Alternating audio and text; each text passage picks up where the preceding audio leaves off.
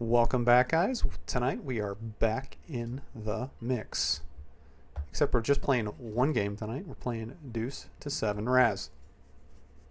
Low ball game. 7-5-4-3-2 is the best hand. It's a stud game, so we're going to be playing against all our opponents' boards. So unlike where we have Community Card, Omaha, or Hold'em, we have to basically check out each opponent's hand. There's a round of betting on 3rd, 4th, 5th, 6th, and 7th, where 5th, 6th, and 7th are the big streets. So we have an extra big bet street as opposed to, say, like an Omaha or a Hold'em. And the action is pretty fast and furious in this game for the most part. So we are going to be describing what we can, but the action is going to be relatively quick. And in this game, too, I'd say for the most part, if you've ever watched any Ace to 5 Razz, the action is going to be driven by the low board, and usually the low board is going to be betting when available. There's going to be slight nuances, slight changes, and we'll point those out when we see it. So again, aces play high in this game, where flushes and straights do count against you, and aces play high. So if you have an ace in your hand and you say have something like 5, 4, 3, 2 ace, you don't have a wheel. You have an ace low. You have an ace 5 low. This starting here. So again, when looking at like relative hand strengths, your card up on 3rd Street, super important because it's going to determine, like, usually if you're playing your hand against like the field, your steal positions, anything else like that. So we will be jumping in. We can for some description here. High pairs are obviously bad. Now this is kind of an interesting board. Like obviously the 4 here's got a steal, but I thought at first that was an ace, and I thought like the low card in my hand was a jack. But the big pairs in this game are trash. There's a lot of similarities to Ace to 5 Razz. Slight nuances depending on what the dead cards are. Like the deuce in this game is just such a big important card because the majority of the best hands they'll have deuces in their hands, and you're just going to see a lot of this folding around for the most part. But just kind of wait for strong ranges here. Here folded to me, I'm going to steal with a 3. Don't expect to get past the 7 and 4 too often, but if it does, I'm going to steal with 2 wheel cards, even though I have a brick in the hole. But again, having that super low card is obviously a good, gives me a good opportunity to go ahead and try and steal. And you'll see this a lot too in Razz games. It's pretty typical when you have like if a person opens an early position and the next person wants to play, you're going to see a raise and you're going to see an open and then a re-raise. You're not going to see a lot of limping coming in this game because it's a one-winner game. And for the most part, if you're playing your hand, you want to make sure that your head's up. You want to reduce the field as much as you can. So here again, we see like a 9 open, and we see a 5 open, and then an 8 2-bet. Obviously with a face card in the hand, we're not going to play our hand. And then low, the 8 lows leading there into the ace. Then Dosser immediately folds, so he either had a bad draw or he might have had a brick. 7 3 8 here we're going to play. We don't love the fact that the 5 5 and the 6 are dead, just because those are 2 of the cards that we need, but we're still going to play. 10 7 here into 10 8, we're still going to open. He raises, which is kind of interesting. I guess we just call. Like he's representing that he has a really, really strong draw. And I guess I'm giving a little information away about my hand. Like he's representing that he has like 2 3 in the hole or something like that, like 2 4 maybe. I think that is relatively kind of a safe bet. So he's technically beating me at this point, but I'm not going to fold my hand because I do have an 8 draw. Then on the river I actually do make a 9. So I'm going to go ahead and bet my hand. If I get raised, probably just unfortunately call. He folds, which is a little bit more interesting, I guess. But if he did have a 10 in that situation, he was definitely... One thing I don't love about... I actually might put that hand in for the next mix fixed, is in that situation he's basically pushing an edge that is very slight, and he's giving away some information on 4th Street, which I don't necessarily think he should be if correct. I mean, he could have paired that 8. Don't get me wrong. I don't think he did, because one, I had an 8 in a hole, and I don't think he calls my raise with 10-8. I think that would be a mistake. With a 7 up, and I raised into 3 other low cards.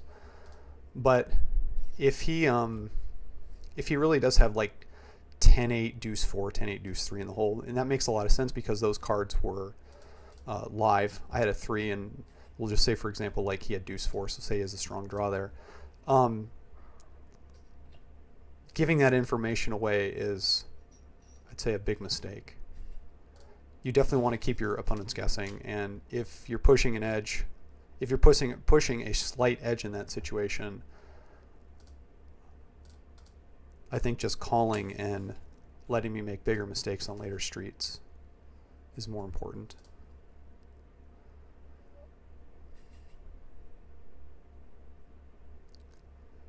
But we might use that one on a later one.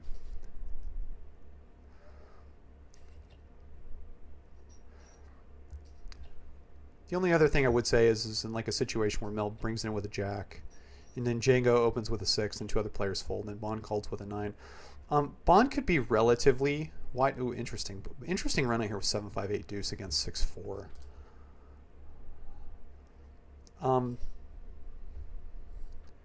He only had $13 left, so I mean, I think Bond should just probably bet and put it in, but he was under the, I mean, obviously, he was under the impression that Django had a pretty strong draw because he checked, I believe, a 9 to him. I can go back and look, but I think he had a 9 on the river. So he was definitely under the impression that Django was drawing to beat him. Let's see if we can get to the river on LNLS. Sorry. Let's see if we can get to that hand. He had 8-8. He had 9-8-7-5 deuce. We're gonna fold the queen 9-3 here. So he did check with the intention that Django had, I think, ace jack 6-4 up, so he was drawing to beat him. But with $13 left, I think Django might pay off later. So theoretically, I would just probably bet his hand.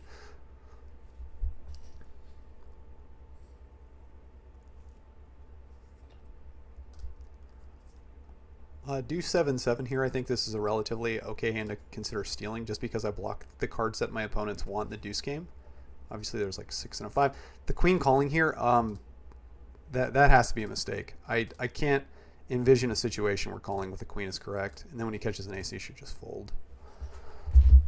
So yeah, that might just be a little bit of tilt. I don't think it can ever be correct to call. Even though there's 2 9s out here.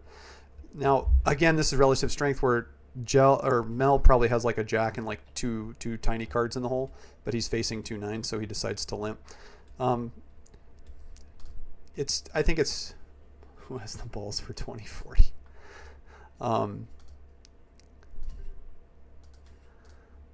I think that type of limp with like the two mediocre high cards behind is fine. And if the 9s are going to play their hand, it's usually going to raise, re-raise anyways, and he gets out relatively cheap when he decides to fold his jack, or if he decides to fold his jack.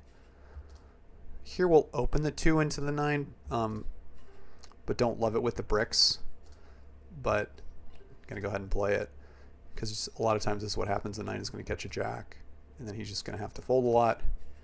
And then, or he's going to catch a 10, and then we catch another good card, and he's just going to have to fold, because our board, when you have that low card and your board starts to run out mediocre against like a mediocre or like a highish hand, he just has to give his hand away so quick.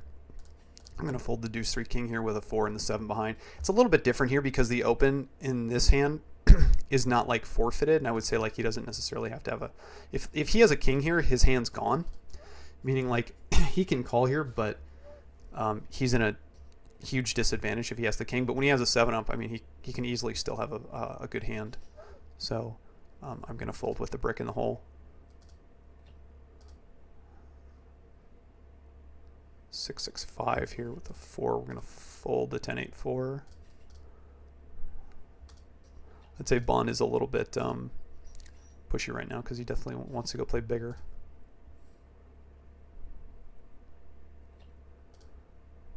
Having 10-3-7 here, we're going to go ahead and open. into a 9 and a 5.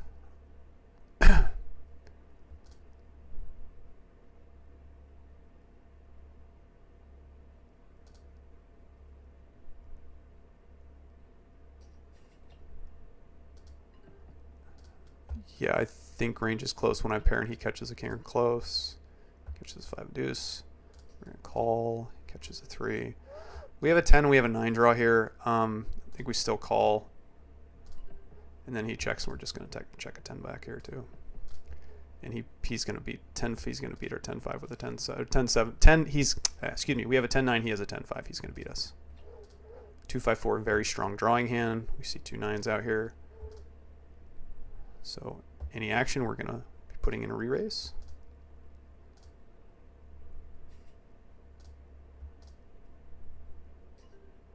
He does limp. I mean, I would just go ahead and open. Like, I can just easily fold if I have a brick. And 2-4-5 is going to fold the ace most likely. Yeah, for the most part, when I catch good and he bricks, usually that in small pots, it just tends to be an immediate fold. That's one thing, too, in most stud games. You definitely want to get away from your hands as quick as you can if your opponent catches good and you catch bad, and if the pot's small. Because on 5th, 6th, and 7th, you're playing double bets. And you don't want to be playing double bets on 5th, 6th, and 7th with like bad reverse implied odd hands or hands that have bricks versus your opponent's like 2 good boards kind of thing. Now, if the pot's big, like, and you're getting a good price, that's totally different. Good stud high hand here, but not a good deuce to 7 Razz. Most likely Dosser's going to go for a steal here. And I would say, like, if Bond's going to play with most 9s here, I'd probably go ahead and 2-bet. Still interesting that Dosser immediately folded. So it's like a good note to know. Obviously, 7-6 deuce here. We do see the 7, the 3, the 5, and then we're just going to go ahead. And then we just saw Dosser fold, so if we get the 3-bet and he gets the fold, that's obviously huge for us. Didn't happen this time. We're staring at deuce 5 and 3-4, which isn't good. The pot's big, though, so we're going to try to call once, but there's a good chance we get jammed here a lot. And once we get jammed, it's really tricky. Plus the 5, the 3, and the 4 hands that we want. So, unfortunately, we're just going to have to go fold because it should go 5 bets here or 4 bets or whatever the cap is here every single time. I don't think the 3-3-4 here should lead. I think it's a mistake. If the 3-3-4 here makes a hand, he should go ahead and go for a check raise.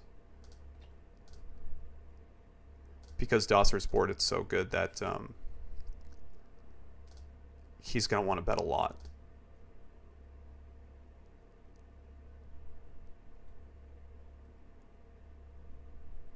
And Dosser having like 8-6-5, 3-2 there.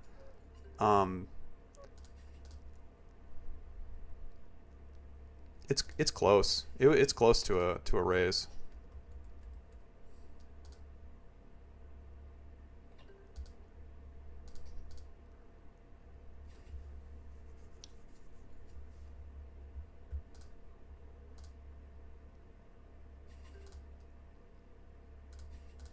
But in most games, when like I catch a brick there and they both catch good, they're both incentivized to try to drive me out of the pot if possible. So if I'm facing 5 bets, I don't think I'm getting the right price to continue against 2 hands that look like could have me drawing really, really, really thin on the next street.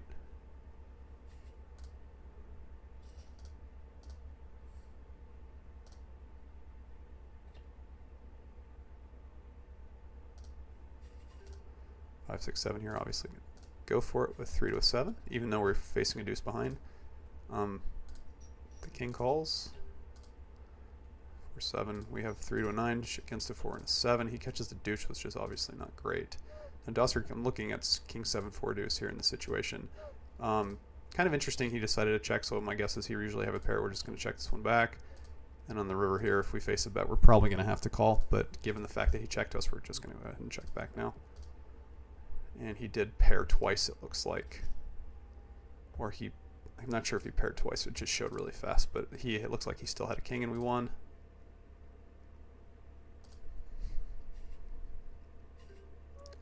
3-4-8 here against the 3 open. I think Dosser's getting a little bit loose, so I'm going to go ahead and 2-bet this hand. Trust it. Also, if I get Django to fold behind me, I think it's a bonus. I'm staring 3-6-8 versus 8-5-4-3. So we technically have a draw to beat him at this point, even if he has an 8. That is a really bad street for us. So now if he's got a 4 or 5, we're effectively drawing to a deuce. If he's got a 7, we're drawing to beat it. But this is a really tricky spot.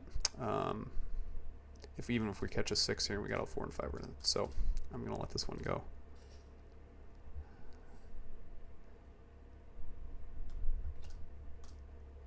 You definitely want to be sticky with your hands in this game.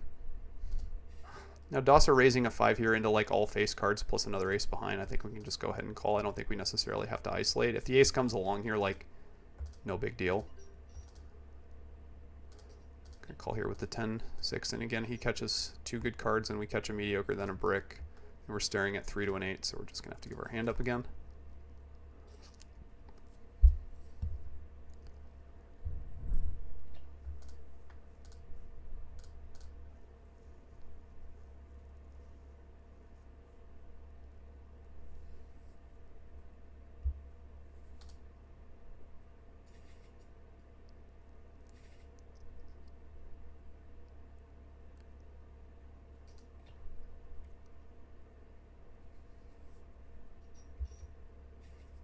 Oh, interesting. He paired an 8. I'd say in general, if you are... it depends on the ante size. What are we playing here? We're playing 10-20 with a $3 ante. So I guess it's a little sizable. But you definitely want to be sticky with your hands. You want to defend when you can. I think reverse implied, just in general, like if you bring in with an ace and someone opens from a position where they're almost never stealing, I still think you want to give your hand up.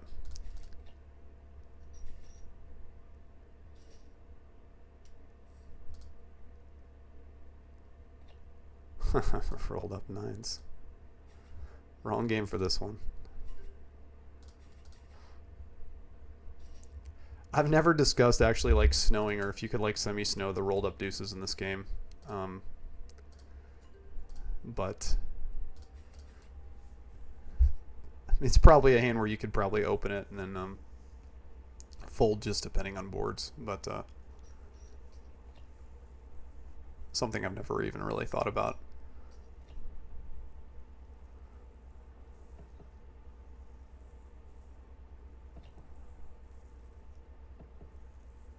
This is definitely one of those situations where when Mel decides to check back on 6th Street, I'd say like the game is pretty simplified. 3-5-7 here, so we have 3 to a wheel. We're going to open this one into a 5, a 10, and an 8. And then Django catches a bingo card, but we're still going to call one time, I believe, here. We still have that wheel draw. Now Django is looking at a 10. We're looking at a jack. If he checks it here, we'd probably bet it, but just going to call. So we're still looking for the deuce, or actually a card that can undercut the 10. Call one more time.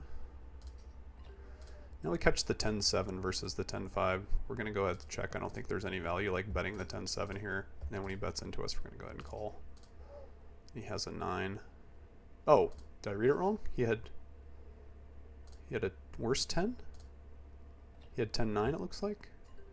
I guess I must have read it wrong when it flashed.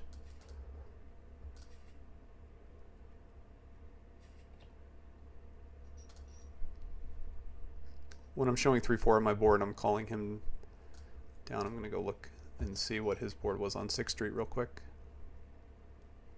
I'll bring it back.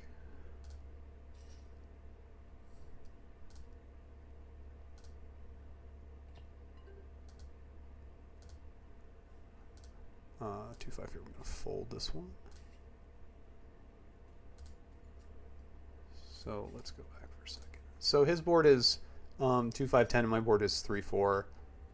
If he did bet 10-9 on that river, I think it's a little bit too thin, just because when I have 3-4 jack, calling the 5-2 10 down, I obviously have a draw to beat it.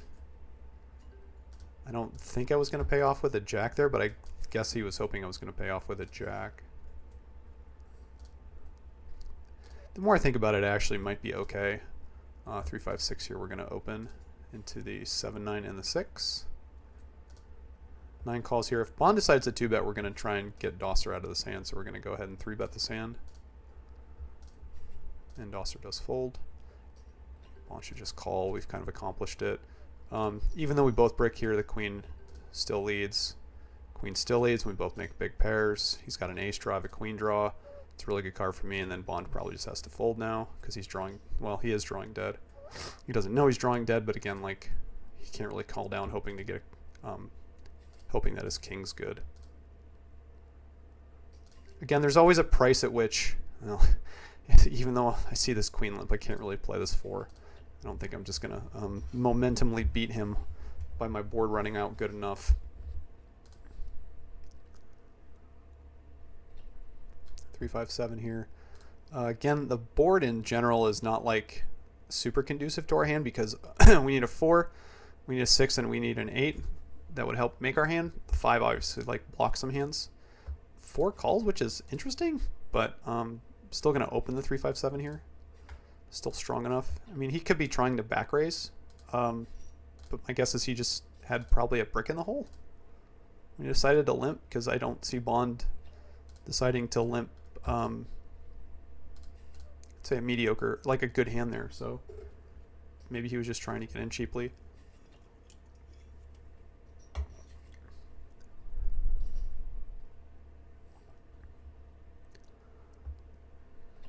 Sorry about the normalities, but if you guys like what you see, please like, subscribe. Any comments or questions, please put those down below. My email's on there. Hopefully I got some new content coming out this week. I've been sick, been snowed in, been pretty busy as of late, so hopefully we get the new stuff out coming this week. Also, if you guys are looking to open a Phenom account, please click the link below and use it. That helps me out, keeps the channel going. 7 here, we're going to fold. I have to study up. The only thing that I'm wondering is if like a two good wheel cards here in this situation just be considered a good steal opportunity. I think the answer is probably yes, so I probably need to open up just a little bit more lighter, just a little bit lighter, especially with given the ante size. Yeah, I probably should, even thinking about it. Just looking, I wasn't even looking at the pot before, but now I think like, yeah, I should be stealing there. Also, too, they have bonuses on Phenom right now. If you have a first-time deposit, or if you have deposited, they have a reload bonus. With 2 cards over the 7 here, I'm just going to fold to 10. Probably if I had 10, 8, 5, I would consider calling. 10, 9's a little bit, just slightly off of where I want to be.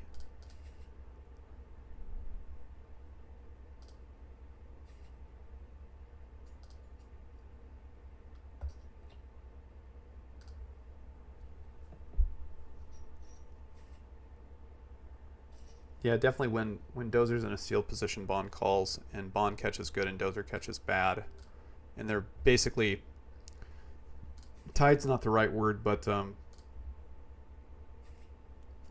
basically have like similar hand strength at that point. I think the range advantage significantly shifts to Bond's favor because Dotzer's probably opening up like anything. 3, 4, 7 here, dead 7. Bond's probably opening a lot of deuces, and we are going to go ahead and 2-bet with the 3, 4, 7. Wow, he folds. Wow, that must be a rough hand. Because he's getting an absolutely great price to continue with his hand. So, I mean, unless he's got like 2 bricks in the hole in that situation.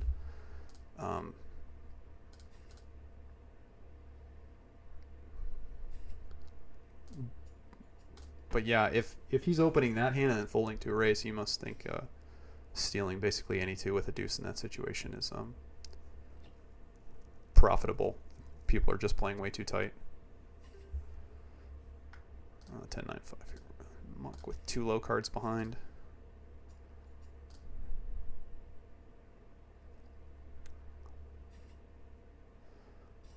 Yeah, in a situation where Bond has to call 6 into 29, so he's getting almost 5 to 1.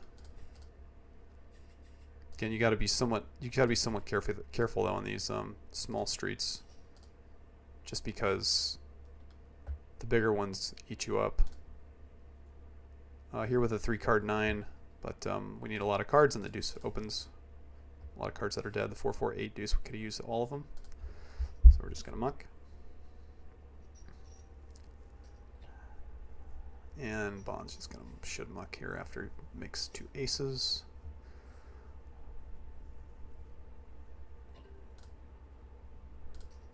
Guessing is never fun in Razz. Sometimes, given the pot size, you just have to do it, but one of those situations just never super fun.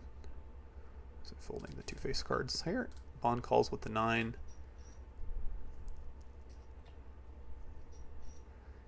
Here's the 9, 7, 8.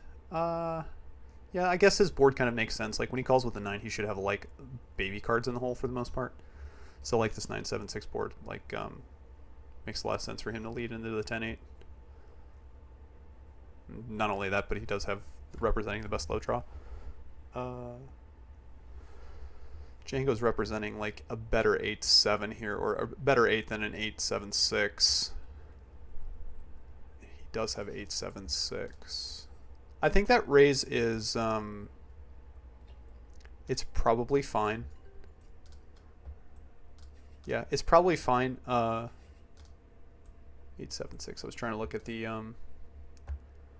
let's see here. Next, sorry, previous, and then we'll go to 6th Street. Go to in. Go to 6th Street.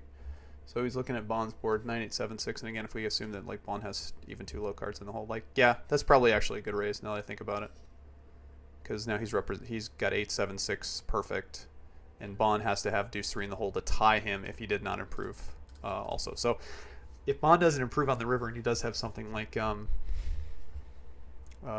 low cards, then Django most likely beats him. Possibility of tying him. But yeah, I like that raise. I think it's good. Now we have a full game. I honestly, it seems like Razz has become one of the more popular games on the site. I mean, there's almost always I would say a 10-20, 15-30, or 20-40 game going. If it's not going, then someone's usually sitting waiting to start it. But now 7-handed, obviously a little bit different monster than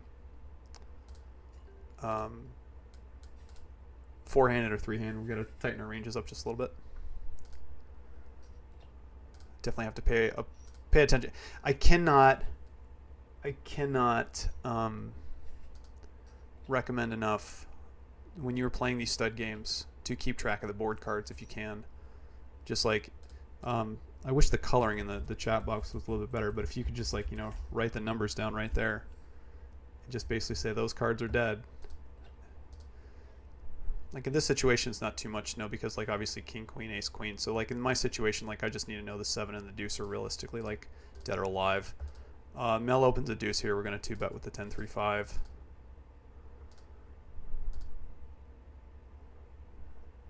Not quite sure what happened to my chip. 3-4, he catches a check.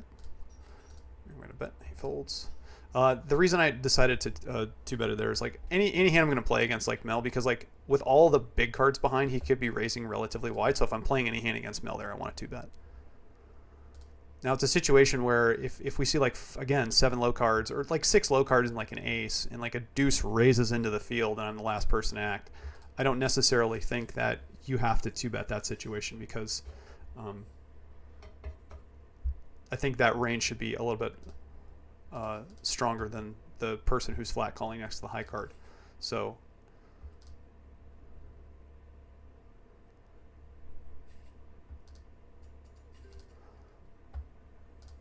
fold my stud high hit.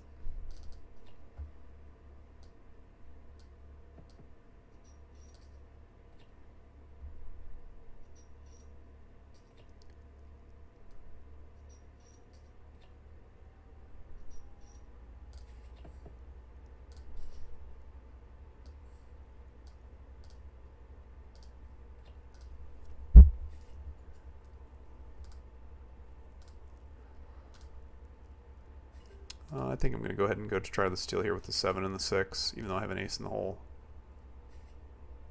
But I have get by a 10, a queen, and an ace, and I don't ever expect to really get 2-bet by Moxie with a 10. Player dependencies here is a little bit. I mean, like, obviously I have some player reads from playing. I guess I do get called by the 10. He is staring at the 7 deuce, however. So there's no checking this spot. Now he's staring at the 7 deuce 3. This gets folded every single time, I think. Yeah.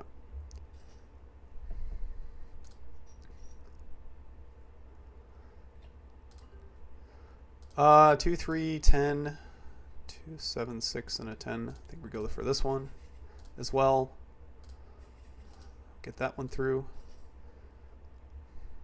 I think I had to beat 2 people there, and I had deuce and a 3 with a 10. So if I was wrong, I still had some outs. 2, 5. Here we go. We got again. My range should be like relatively tight in this situation here, and we just get it through again, which is lovely. So far, so good.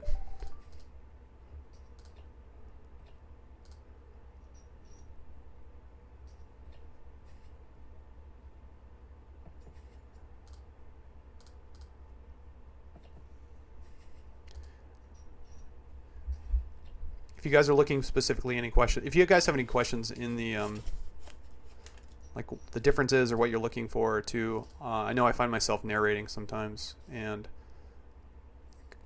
if you guys are like asking, you know, like why did I decide to raise there, you know, what am I perceived with respect to like ranges, if you're looking for like any specific other information, just please let me know, because trying to do my best not to just narrate. I'm trying to do my best to teach. Sometimes I find myself narrating and then looking for something to teach as well. So here, like the 10-8 is just going to be driving action. Say like if anyone could actually theoretically raise, if Bond could raise in this situation and get it sets up, there's I think there's some merit to consider it, given there's a lot of dead money, and 10-8 is definitely a range favorite, but if Bond's got a relatively strong draw, then this is kind of interesting. I didn't even notice this was 3. Trying at the 9. That did not have an 8 draw, obviously. And Django looks like he has an 8 draw, most likely. Did not. He did have an 8 draw, but the 10-8 was good anyways. All right, deuce 3. Now this is a great situation where, like, if you remember the dead cards, it's great. 3, 4, deuce, 6, 9. And I have deuce 3, 8. So 3, 4, deuce, 6, 9. But obviously a strong draw here with a smooth 8 draw. So we can even type it in here. So 3, 4, deuce, 8, 9. Those are the dead cards as of right now. Again, I wish it was a little bit clearer, but this is what we're dealt with. You could also have like a notepad on the side off screen too, if that makes it easier. It looks like my opponent's timing out. I do like the fact that the deuce and the 3 are dead, just because my opponents need these cards, and I know where 4 of them are at right now. So if either of these hands don't play, makes my hand even stronger.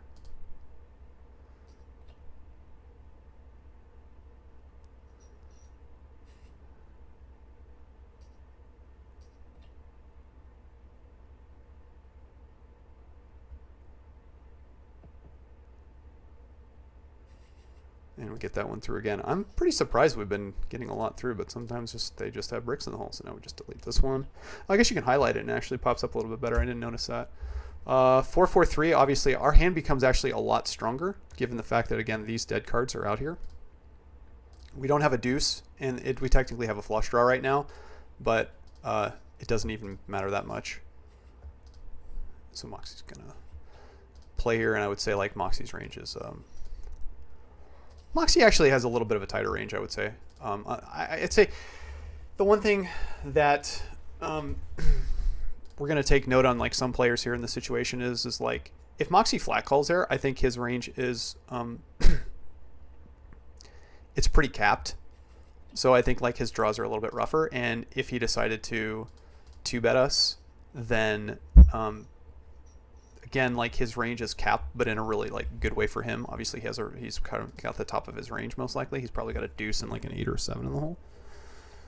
When he calls, my guess is his draw's either a little bit rough or he's got kind of like a middling card.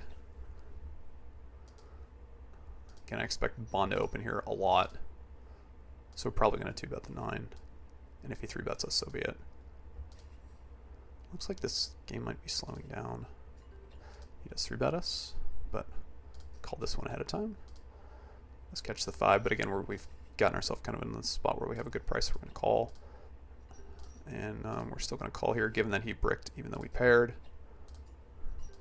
Now he catches a 9, we catch a 7, and that we have 2 9s in our hands. It makes us like really unlikely that we're probably just drawing dead here a lot. So we're just going to have to give our hand up here when we brick and we catch a hand that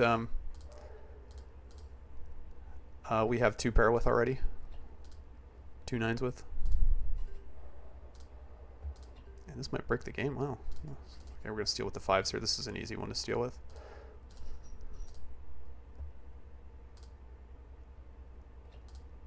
Three, 4, 8, another strong draw.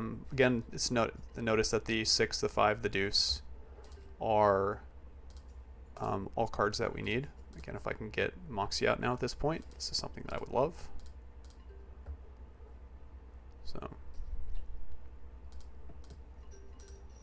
catch the 9-5, we're going to call. And if the 10-9-5 bets into us, we're going to go ahead and raise.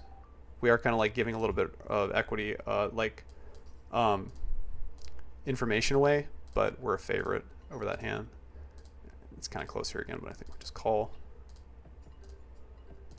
And then we catch the deuce on the river, so can't lose. Easy bet. Once he checks. Yep. And that's that.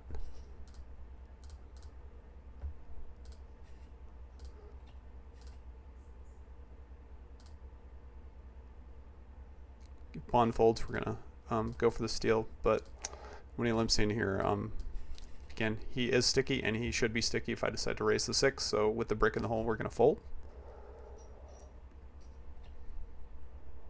But again, I'm not quite. I mean, I still think if he's going to play his 9, he just should go ahead and raise.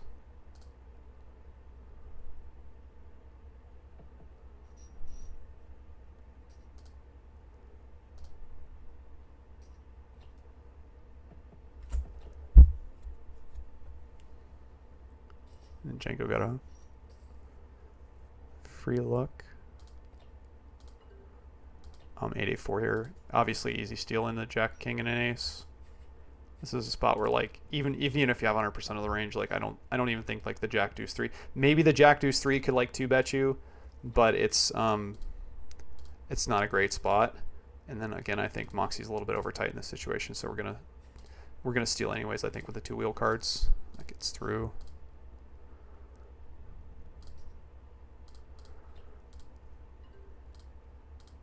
Uh, 10-9-5 is a little bit. I think this one's close, but since I have the 2 overcards to the 6 and the 8, I think I'm going to fold this one.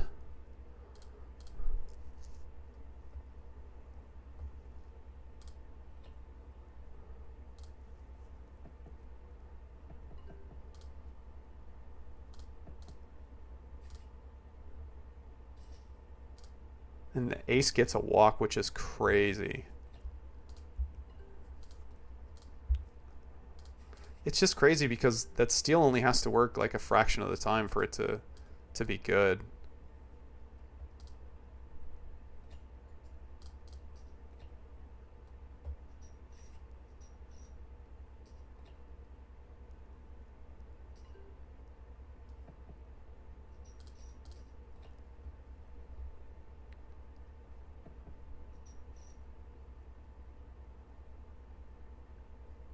Again, I think this bet by Bond makes some sense here against Django's open because Django's pretty wide.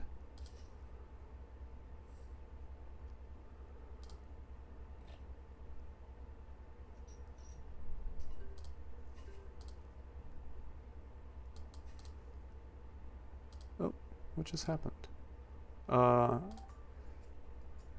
Sorry, 1 second. Yeah, and this is a good situation here. Like I open with the sorry, 1 second. Oh,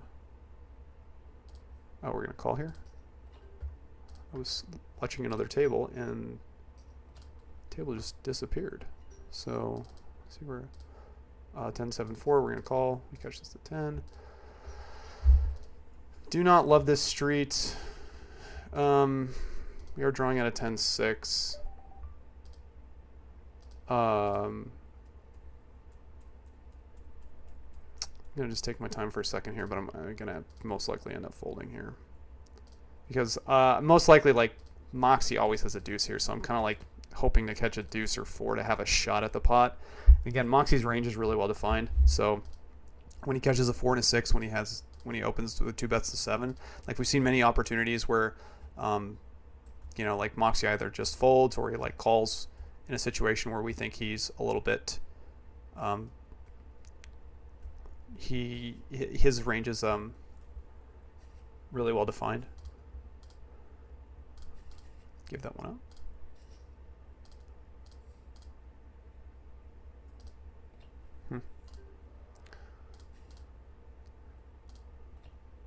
See if we can play one more good hand here. But again, as always, if you guys like what you see, like, subscribe. Any comments down below. If you have anything you want to ask me, send me emails, anything like that. My email is down below. I think Bond should probably bet here if check 2. Yeah, for sure. I think Moxie's just a little bit too wide. And even if Bond's got a pair here, I think put some pressure on Moxie. It's going to be hard to put pressure on Moxie, though, when that street happens on 6th.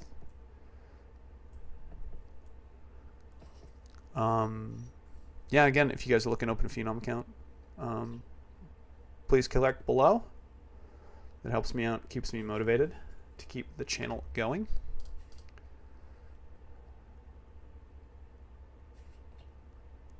And like I said, I hope to have some new content out this week, so hopefully I get some time to do that, but kind of snowed in at the moment, so hopefully that will be a bonus.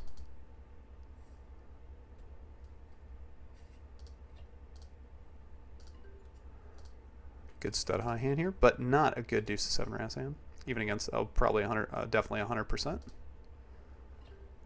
Ace 3-4 here. Maybe we get to see this one, maybe not. But if Django opens, he doesn't have 100%. Bond will definitely have 100%. So ranges are a little bit different here, I would say, if given the action. Doesn't mean the deuce isn't stealing here, but given the price, we're getting like basically 5-1. I think we're going to go ahead and a little less than 5-1, but we're going to go ahead and call this one. No, he catches a jack, and we catch a jack as well. So he should be still betting here. We're still going to be calling here. 10 and an ace, and now we just got to pretty much give this one up, unfortunately, when we pair aces. Maybe look for one other one. It's kind of uneventful. This might be the one right here. This is 6, 7, 8. Again, I expect Bond is basically, and this is another thing you guys should pick up on. If the player is over here just saying like board, he's probably opening just wide, like way too wide. So I'm not saying like he shouldn't be stealing a lot, but he's, you know, he's saying like board, so he's probably playing a lot of hands. Obviously we catch really good with 7 deuce against 6-3. Bond 3-bet us, and he caught good, we caught good. I think we're just gonna go ahead and call. Now I think we're gonna like spring a little trap here. Like I have 2 deuces in my hand too, which makes it like better for me. I mean, I don't think he's pushing an equity edge here on 6th Street. I'm gonna try to run this one later, but I guess like, oh well. And then we make 7s and deuces, which is really unfortunate because I don't think we can even like theoretically bluff. I think he's just gonna call us, but I mean, we're gonna do it anyways, just in case he does have a queen. Oh wow, we get it through. I didn't think we were gonna get it through. Oh boy. I mean, theoretically he might have just had king queen, but we definitely had the right blockers to do it with 7-7 deuce deuce, because those are the cards that he's looking for. So I'm just happy that that one got through. So yeah, I guess that was the good one to end it on. So again, yeah, questions, comments, leave them below. And I will get some, hopefully some other new content out to you guys this week. But until then, good luck at the tables. Play well. I will talk to you guys soon. Bye-bye.